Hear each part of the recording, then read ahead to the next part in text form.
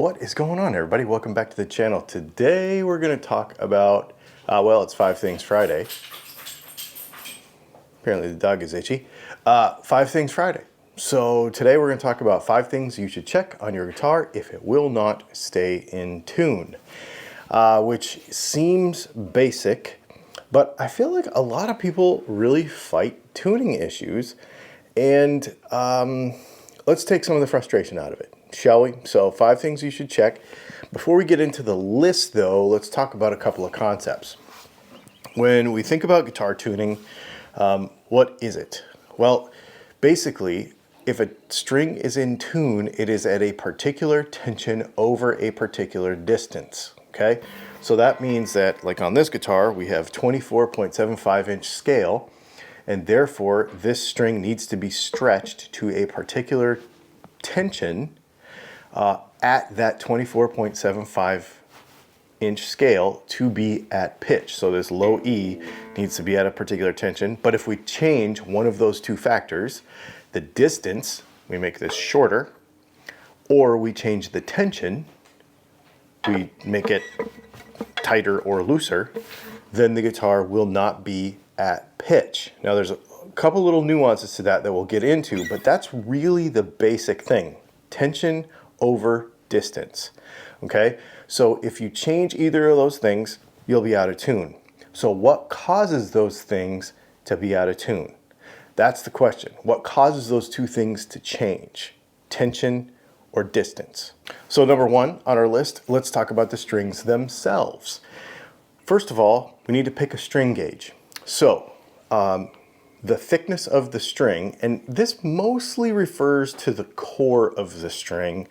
The windings, it mostly refers to the core. So when we're talking about 10 to 46, 9 to 42, 13 to 56, like those gauges refer to the in thousandths of an inch to the thickness of the strings. But the tension is mostly, on the wound strings, mostly determined by the core of the string. So that's how they can kind of vary that stuff around and everything. That's super getting into the weeds, but the bottom line is when you choose a string gauge, you're choosing how tight over this particular distance you have to get that string to be in tune. So are you choosing the right string gauge for the type of playing style, how you play, and the type of music that you want to play?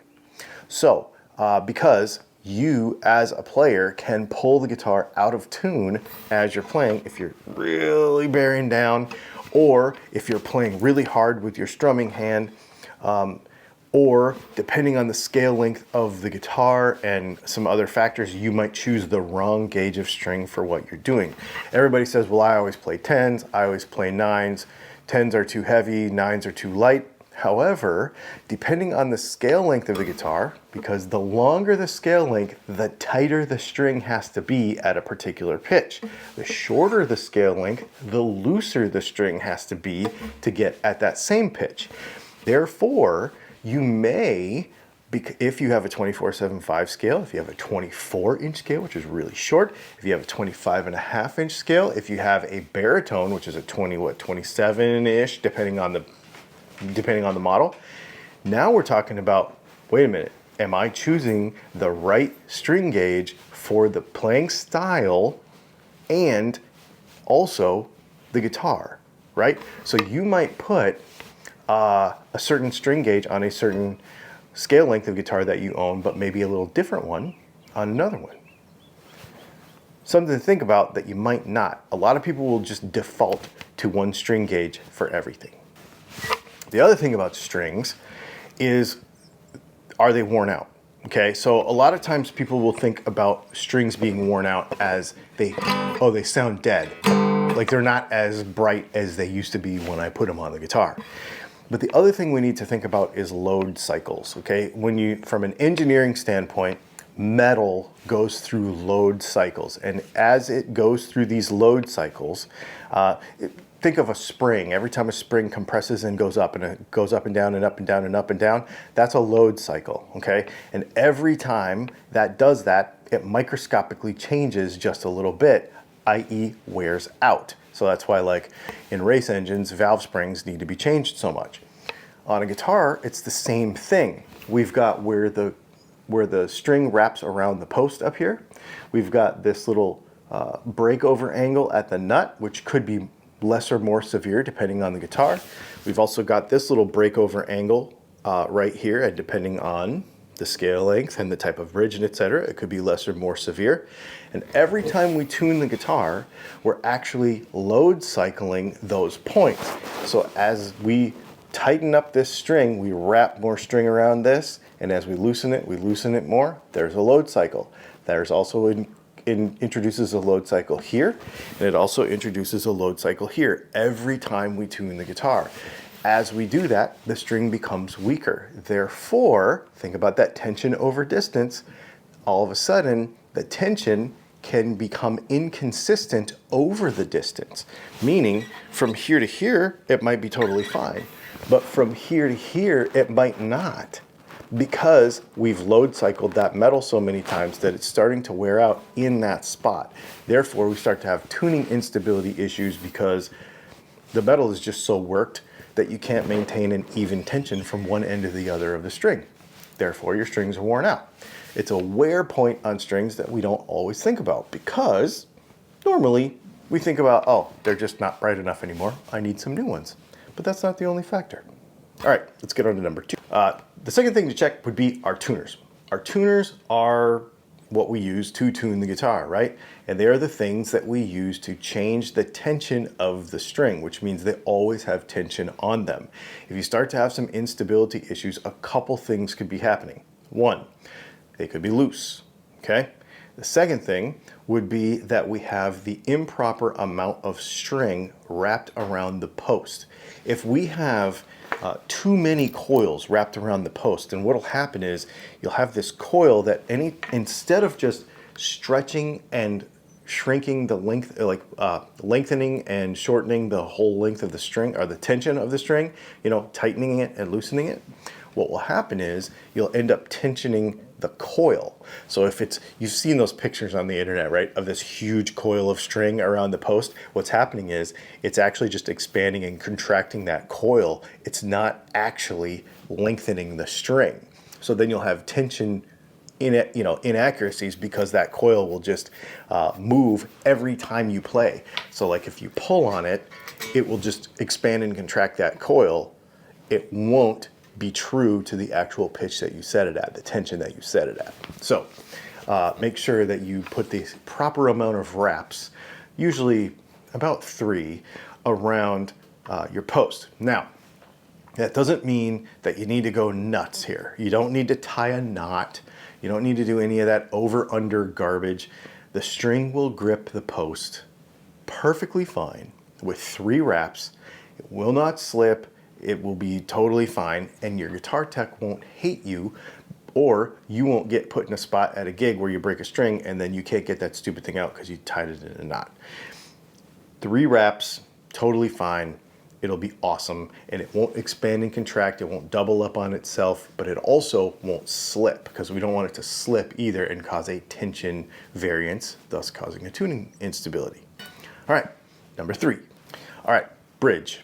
When we start looking at our bridge, now this could be various styles of bridge. On this bridge, we have a hip shot. This is just a normal fixed bridge. But what we're looking at here is friction. Remember, tension and distance, okay? So tension is gonna change if we have a grip of string. So what I mean by that is, we pull on the string, then all of a sudden, it doesn't return to pitch. Let me grab a tremolo guitar to demonstrate this. When we use a tremolo, we're actually changing the length and the tension, in most cases, of the string. On a Strat, that's what you're doing. You're actually changing the length and the tension at the same time, because that thing's pivoting forward. There's other styles of tremolos that do this a little differently, but for lack of a better word and for simplicity, that's what happens. You change the length and the tension at the same time. The problem is that when you do that, the string will actually move on the saddle. So what we want to have happen every time we play, and this is on a fixed bridge, on a tremolo, on anything, when you bend the string, you're changing the length and the tension of the string. When you let go, you want it to return to pitch. You want it to physically change back to the same exact spot where it started. If you pull up on the string and you let go and it doesn't, because there's a little friction point that's not supposed to belong here, then now it's stuck and it's over tensioned and it's out of tune. And then when you go like this, you can pop it back. Have you ever heard, well, we'll get to the nut in a minute, but have you ever heard that little creak sound when you tune a guitar? That's because in somewhere on that guitar, there is a friction point that is causing a length and tension variance that's not supposed to be there, and the guitar is not returning to pitch after you've changed that length or tension by bending or by using the tremolo. So on your bridge, there's a couple of things you need to check. Make sure that you have all of your hardware is tight. You don't want any rattles in here, okay? When you tap this, you don't want any loose screws. You don't want anything rattly, okay? Because that will introduce motion into the bridge that's not supposed to be there, and then you've got a change in tension that is unintended. When you move the bridge on a tremolo guitar, we want to make sure that it returns to pitch and that there's no friction. Friction can happen a couple of places. One, it can happen back here with a bunch of this stuff back here. Make sure that we don't, a lot of people put like a rubber in here and stuff, but what'll happen is that'll actually bind up your springs and your tremolo won't move as freely. You want to make sure that on a 6-screw tremolo that our screw tensions are all set correctly so that the thing rocks back and forth properly. On a Floyd Rose, we want to make sure that the edges are nice and sharp on the front blades. If you're a Floyd Rose person, you'll know that. On a Bigsby, we want to make sure that it is properly lubricated and set up so that and that the pivot isn't too tight and that it is square to the body, because a Bigsby can actually twist if you over tighten it to the body. So all those things need to be checked to make sure that you don't have any friction in your bridge that should not be there. All right, number 4, we're going to take that same concept and we're going to go to the other end of the guitar, and that's going to be where our nut is. Now, our nut is going to be the same thing. Friction causing problems with tension and length. So when we bend a string, right, we're pulling that string back and forth in that nut, just a microscopic amount. Well, like we just talked about, I'm sure you've heard a guitar probably over the years where when you tune the guitar, all of a sudden it's almost in tune, then it goes creak and it goes a little too far. That's because you have something causing some sort of friction in your nut that is not supposed to be there. It could be a couple of things. It could be that the nut slot is cut at an incorrect angle depending on the guitar. This will happen on a Gibson if the because the way the peg head is, if the angle is it's kind of a compound angle. It's got to go kind of down and out a little bit, and if it's not cut correctly, you'll have a little bind, especially on the G and, well, on all of them really. So if you have a Gibson, you got to make sure that that is cut correctly. On a Fender, you got to make sure that they're cut smoothly and that the breakover angle is good for 2 reasons. One, because it's not very much, and if you have it cut wrong, you'll have not enough friction and you'll have buzzing and stuff. If you have too much friction, then you'll have binding when you use your tremolo. So if you have any kind of tuning instability, the first 2 things I would check, honestly, I would actually go in the order of this video, but once we get to this point, if you're still fighting it, then it might be the nut. You need to make sure that that's cleaned out. Now, I'll give you a little cheat for that. When you go to put new strings on your guitar, keep the cutoffs of your strings, okay? And then lightly run them back and forth. Your old strings, just run them back and forth, each gauge in the nut slot to just clean out anything. Sometimes you'll develop a burr on the nut. Sometimes it'll just be gunk from playing time.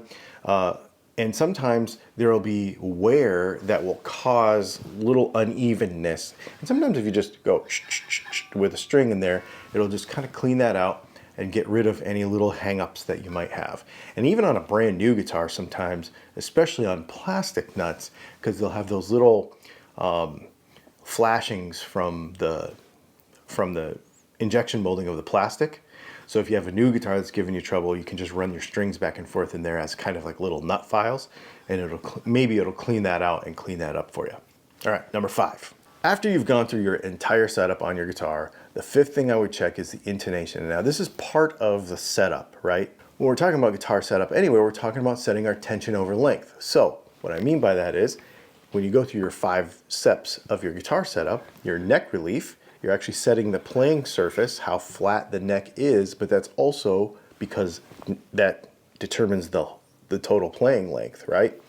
Then, or well, part of it, then we check our other stuff, our nut and our bridge, and we go through our setup. And the very last thing we check is our intonation. Now that is going to determine our length. So in order for us to have proper intonation on a guitar, we need to have the proper length of string.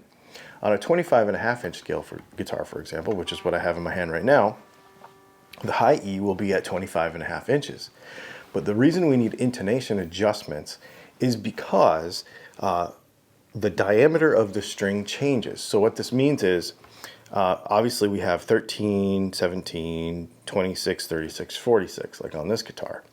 Well, if we were to set all of them at 25.5 inches, because the scale length is 25.5, it would be wrong, the intonation would be wrong, because the effective length of the string actually changes as the thickness of the string changes.